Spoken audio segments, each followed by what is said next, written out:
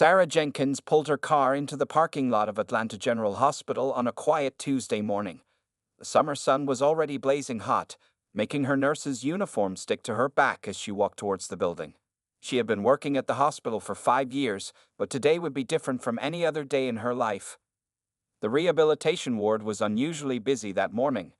Sarah's supervisor called her over as soon as she finished putting her things in her locker. "Sarah, we have a new patient in room 205. He came in last night from City Memorial Hospital.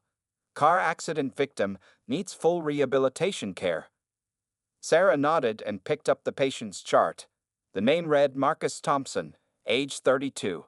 As she walked towards room 205, she could hear someone humming a soft tune. She knocked gently on the door before entering. The sight that greeted her was unexpected.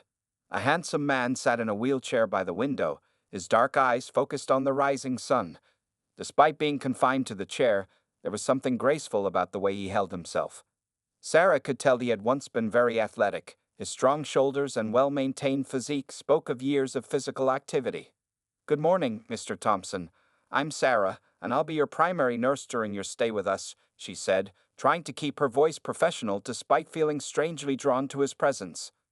Marcus turned his wheelchair around, and his face lit up with a smile that made Sarah's heart skip a beat. "Please, call me Marcus. Mr. Thompson makes me sound like my father," he said with a warm laugh. As Sarah checked his vital signs, Marcus told her about his life before the accident. He had been a professional dancer, performing with some of the biggest dance companies in the country. The car accident 6 months ago had left him paralyzed from the waist down, crushing his dancing career in an instant. "But you know what's strange?" Marcus said, looking directly into Sarah's eyes. "I still feel like dancing. Every morning, I wake up thinking about new choreographies." Sarah found herself touched by his positive attitude. Most patients in his condition were often depressed or angry, but Marcus spoke about his situation with remarkable acceptance and hope. Over the next few hours, Sarah helped Marcus with his morning routine and first physical therapy session. She noticed how he approached each exercise with determination, never complaining even when the pain was visible on his face. During their breaks, he told her stories about his performances around the world, his eyes lighting up as he described dancing on stages from Paris to Tokyo. Other nurses and patients couldn't help but notice the natural chemistry between Sarah and Marcus. When she helped him with his exercises, their movements seemed almost like a dance, graceful and coordinated. When she told him about growing up in Atlanta with her grandmother's famous peach cobbler and Sunday family gatherings, he listened with genuine interest, asking questions about her family traditions. By the end of her shift, Sarah realized she had spent more time in room 205 than necessary. Something about Marcus was different. It wasn't just his handsome face or his charming smile. It was his spirit, unbroken despite everything he had been through. As she prepared to leave for the day, Marcus called out to her. "Sarah, thank you for making my first day here feel less like a hospital and more like a new beginning." Sarah felt her cheeks warm up. "Just doing my job," she replied with a small smile. "No," Marcus said, shaking his head. "You did much more than that. You listened. You cared. That's rare these days." Walking to her car that evening, Sarah couldn't stop thinking about Marcus. She had worked with many patients before, but none had affected her like this. His wheelchair didn't seem to matter. What she had noticed most was his kind eyes, his gentle voice, and his incredible strength of character. Little did Sarah know that this was just the beginning of a story that would change both their lives forever. As she drove home, the setting sun painted the sky in shades of pink and orange, much like the new feelings blooming in her heart. Unexpected, beautiful, and full of promise. Days turned into weeks at Atlanta General Hospital, and Sarah found herself looking forward to her shifts more than ever before. Her colleagues noticed how she always volunteered to take care of room 205, where Marcus continued his rehabilitation with unwavering determination. One morning, while helping Marcus with his exercises, Sarah noticed people staring through the therapy room window. Two elderly patients were whispering and shaking their heads disapprovingly. Sarah knew what they were thinking. A black nurse spending too much time with a white patient. She had seen those looks before, but this time they hurt more than usual. Marcus noticed her discomfort. "Hey, what's wrong?" he asked, pausing his arm exercises. Sarah forced a smile. Nothing. Let's continue with your therapy. But Marcus wasn't fooled. Those people out there, he said softly, they're judging us, aren't they? Because you're black and I'm white. Sarah nodded slowly, surprised by his directness. That, and probably because you're in a wheelchair. People always find something to gossip about. Marcus laughed, a sound that always made Sarah's heart feel lighter. Well, they're giving us too much power. They think their stares can stop me from talking to the kindest nurse in this hospital. Watch this. He wheeled himself to the window and waved cheerfully at the onlookers, who quickly scattered away. Sarah couldn't help but laugh. You're impossible, Marcus Thompson. No, he replied with a grin. I'm just tired of letting other people's opinions control my life. The accident taught me that life's too short for that. Their friendship grew stronger each day. During lunch breaks, Sarah would bring her food to Marcus's room, and they would talk about everything, their families, their dreams, their fears. Marcus told her about his childhood in Boston, growing up with parents who supported his dancing dreams despite everyone saying it wasn't a real career for a man.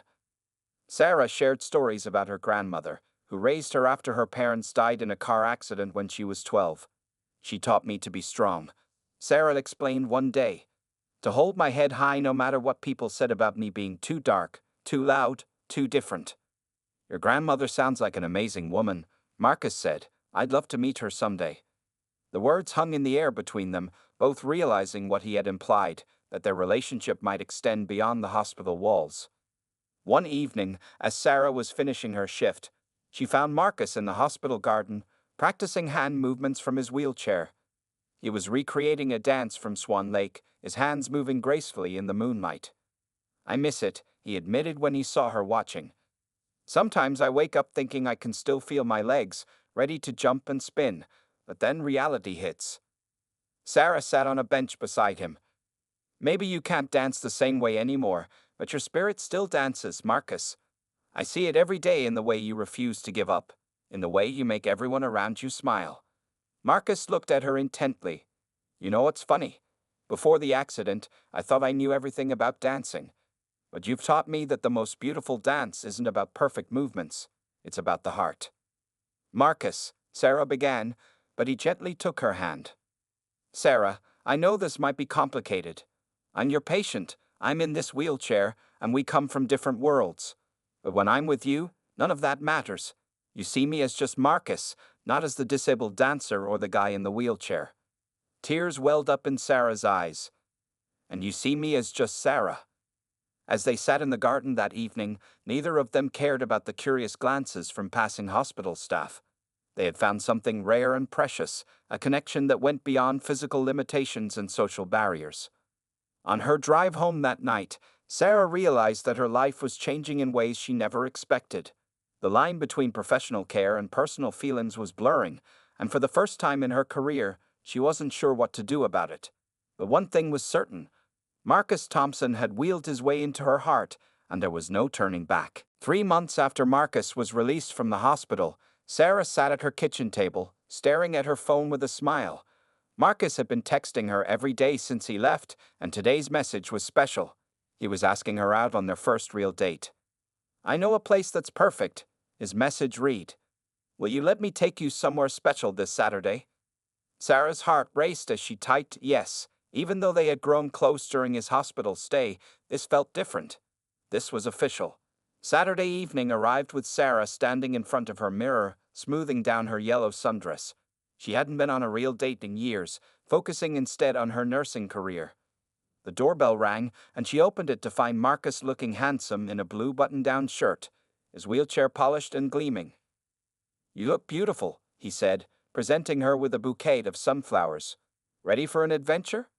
Marcus had arranged for a wheelchair-accessible taxi to take them to their destination.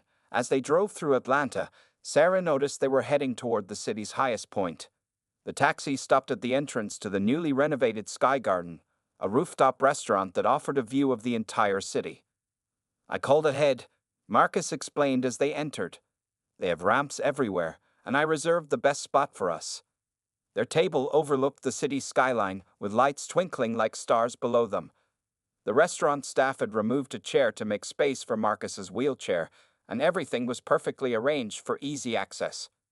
"I wanted our first date to be memorable," Marcus said, watching Sarah's face as she took in the beautiful view. "Just because I'm in this chair doesn't mean I can't plan something special." Over dinner, they talked and laughed like old friends.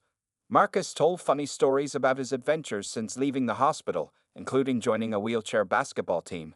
"I'm terrible at it," he admitted with a laugh, "but it's fun to try new things." Sarah shared her own stories about work, carefully avoiding mention of their time as patient and nurse. Tonight, they were just a man and woman getting to know each other in a new way. As they finished their meal, soft music began playing. Other couples moved to a small dance floor near their table. Sarah saw a flash of sadness cross Marcus's face as he watched them. "May I have this dance?" he asked suddenly, surprising her. "But how?" Sarah started to ask. Marcus smiled and held out his hands. "Just because my legs don't work doesn't mean I can't dance with a beautiful woman. Come here." Sarah stood and moved closer to his wheelchair. Marcus took her hands and began to guide her in gentle movements around his chair. He turned the wheelchair in smooth circles, using his upper body strength to lead her in a slow dance. His years of dance training showed in the graceful way he moved, even from his seated position. Other diners stopped to watch them, but this time the stares weren't judgmental, they were filled with admiration. Marcus and Sarah moved together as if they'd been dancing this way forever, creating their own unique style that defied conventional expectations. "See," Marcus whispered as they danced, "love finds a way." The word love hung in the air between them, making Sarah's heart skip a beat. She realized she was falling for him, wheelchair and all. After dinner, Marcus had another surprise. The taxi took them to a nearby park where a small crowd had gathered for an outdoor movie screening. He had brought blankets and pillows to make Sarah comfortable as they sat together under the stars. "Is this okay?" he asked nervously. "I wanted to show you that I can still do normal date things, just maybe a little differently." Sarah reached for his hand and squeezed it. "It's more than okay, it's perfect." As they watched the movie under the starlit sky, Sarah realized something important. Marcus wasn't just adapting to his disability, he was showing her a new way to see the world. His wheelchair wasn't a limitation, it was simply part of who he was, like her dark skin or his blue eyes. The evening ended with a sweet kiss goodbye at Sarah's door, both of them knowing that this was just the beginning of something beautiful. Marcus had planned the perfect first date, proving that love doesn't need legs to dance, climb to high places, or touch someone's heart. Sarah's hands trembled as she parked her car outside her grandmother's small blue house. After dating Marcus for 6 months, it was time to tell Big Mama, as everyone called her grandmother, about the special man in her life. Marcus waited in the passenger seat, taking deep breaths to calm his own nerves. "Maybe this isn't a good idea," Sarah whispered, looking at the porch where Big Mama sat in her favorite rocking chair. "We can't hide forever," Marcus replied gently. "Your grandmother raised you. She deserves to know." Big Mama's eyes widened as she watched Sarah help Marcus transfer from the car to his wheelchair. Her rocking chair stopped moving, and her usual warm smile disappeared. "Sarah Elizabeth Jenkins," Big Mama called out, her voice stern. "What's all this about?" Sarah pushed Marcus's wheelchair up the ramp she had helped Big Mama install years ago when her arthritis got bad. "Big Mama, this is Marcus Thompson. He's the man I've been seeing." Big Mama's eyes moved from Marcus's wheelchair to his white face, then to her granddaughter's nervous expression. The silence that followed felt heavier than a Georgia thunderstorm. "Come inside," she finally said, her voice giving away nothing. "I just made sweet tea." In the kitchen, Big Mama served them tea while asking Marcus sharp questions about his family, his job, and his intentions with their granddaughter. When Marcus mentioned he was a former dancer, Big Mama's eyebrows shot up. "A dancer? In that wheelchair? And how do you plan to take care of my Sarah?" she demanded. "Big Mama," Sarah protested, but Marcus raised his hand. "Mrs. Jenkins," he said respectfully, "I may be in this wheelchair, but I'm still teaching dance through video classes. I'm starting a program for disabled dancers. And most importantly, I love your granddaughter with all my heart." Big Mama's face remained stern. "Love? Child? Do you know how hard it is being black in this world? Now you want to add being with a disabled white man to that burden." Tears filled Sarah's eyes, but before she could speak, Marcus wheeled himself closer to Big Mama. "You're right," he said quietly. "I don't know what it's like being black in America, but I know what it's like to have people stare at you, to have them think you're less than them. Every day in this chair teaches me more about prejudice and strength. Your granddaughter shows me that strength too." Big Mama studied him for a long moment. Then she stood up and walked to an old photo album on the shelf. She pulled out a yellowed picture of a young black woman standing next to a white man in an army uniform. "This was my sister Ruby and her James," she said softly. "They loved each other in 1960s Georgia.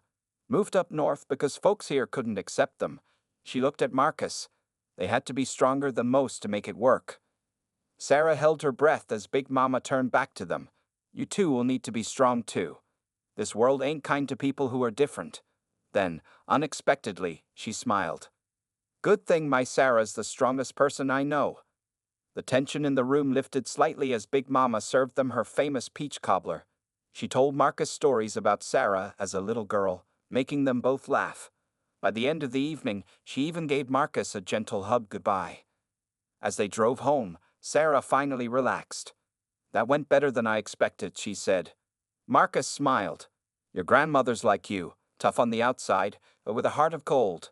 Now, are you ready to meet my parents next week?" Sarah's eyes widened in surprise, but she found herself nodding. They had crossed one family barrier today. Together, they could face whatever came next. 1 year into their relationship, Marcus had a secret. For the past 3 months, he had been attending extra physical therapy sessions without telling Sarah.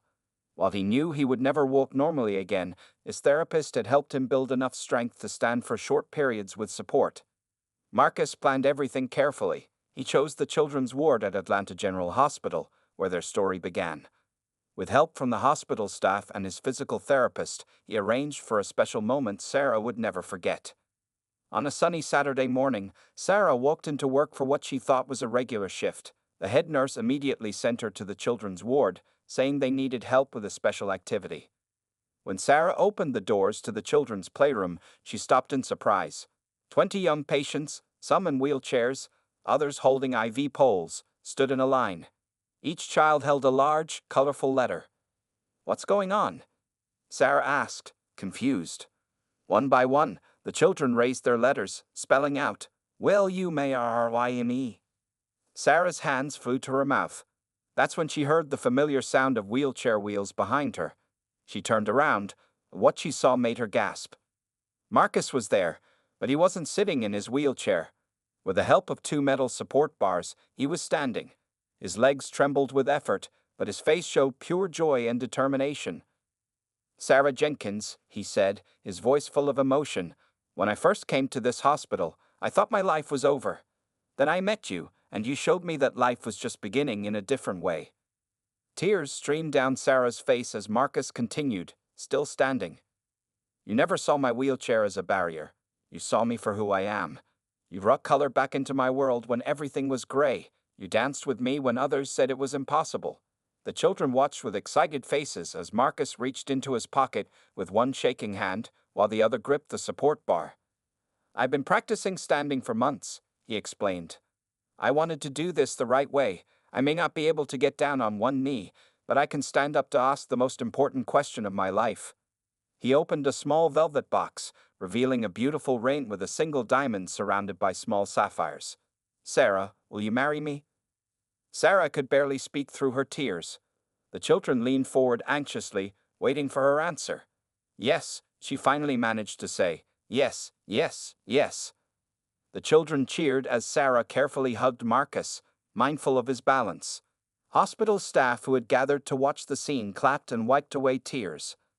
As Sarah helped Marcus back into his wheelchair, one little girl in a wheelchair rolled forward. "Miss Sarah," she said with a bright smile, "Mr. Marcus practiced standing with us every day. He fell down lots of times, but he never gave up." Another child added, "He said he wanted to look into your eyes when he asked you to marry him." Sarah looked at Marcus with love and amazement. "You did all this for me?" Marcus took her hand and kissed it. "I'd do anything for you, Sarah. You're the best thing that ever happened to me, even better than dancing on the biggest stages in the world." Big Mama, who Marcus had secretly invited, stepped out from behind the nurse's station. She was crying too. "Look at that," she said proudly. "My baby girl found herself a man who'd move mountains for her." As the children shared cake and juice to celebrate, Sarah couldn't stop looking at her ring and her new fiancé. Love truly had no barriers when two hearts beat as one. 3 months before their wedding day, Sarah and Marcus sat in their new apartment, surrounded by wedding planning books and sample cards. The living room had been modified to accommodate Marcus's wheelchair, with wider spaces between furniture and lowered countertops in the kitchen. "I want to make the wedding cake myself," Sarah announced suddenly. "Big Mama taught me her secret recipe, and it would mean so much." Marcus looked up from his guest list with an unusual glimmer in his eyes. "That's perfect. But maybe we should make it extra special. I have some ideas." Sarah noticed Marcus spending a lot of time on his phone, texting secretly and quickly hiding the screen when she came near. When she asked about it, he just smiled mysteriously and said, "Wedding surprise."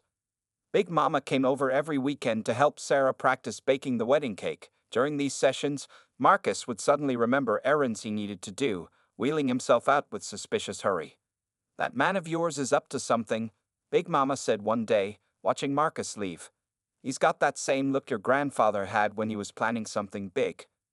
The wedding venue they chose was a beautiful garden with wheelchair-accessible paths. Marcus insisted on helping with every detail, especially anything involving the cake display. He worked with the venue manager to design a special cake table that would be the perfect height for both him and Sarah. "The cake needs to be displayed just right," he kept saying, measuring the table height again and again. Sarah found his attention to the cake table amusing but sweet. One evening, Sarah caught Marcus practicing wheeling himself in patterns on their back patio. "What are you doing?" she asked. "Just making sure I can move smoothly for our first dance," he replied quickly. "Nothing special." Their families came together to help with preparations. Marcus' parents flew in from Boston, immediately falling in love with Big Mama's southern charm. They spent evenings sharing stories and helping with wedding details. "You know," Marcus's mother said one night, "when Marcus had his accident, we thought he'd never smile again. But then he met you, Sarah, and our son came back to us."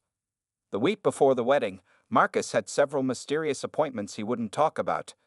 Sarah was curious but respected his privacy. She was too busy anyway, perfecting the wedding cake with Big Mama's guidance. "Child," Big Mama said while they worked on the cake's final design, "that man loves you something fierce. I see how he looks at you when you're not watching, like you hung the moon and stars." Sarah smiled, thinking about their journey. "I never thought I'd fall in love with a patient, Big Mama. But Marcus showed me that love doesn't care about what job you have, what color your skin is, or whether you can walk or not." The day before the wedding, Marcus wheeled into the kitchen where Sarah was putting finishing touches on the cake.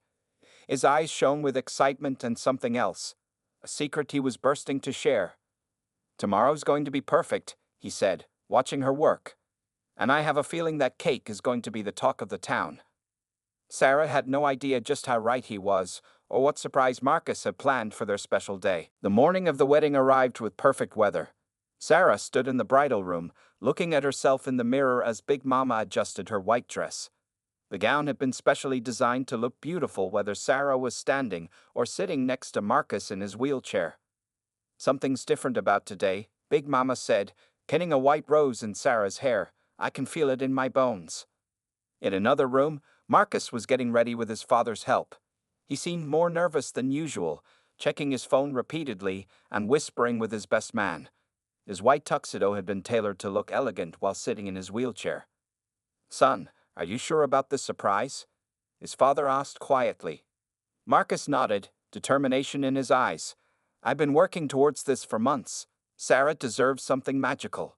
The garden venue looked like a fairy tale. White chairs lined the accessible aisle, which had been covered with rose petals.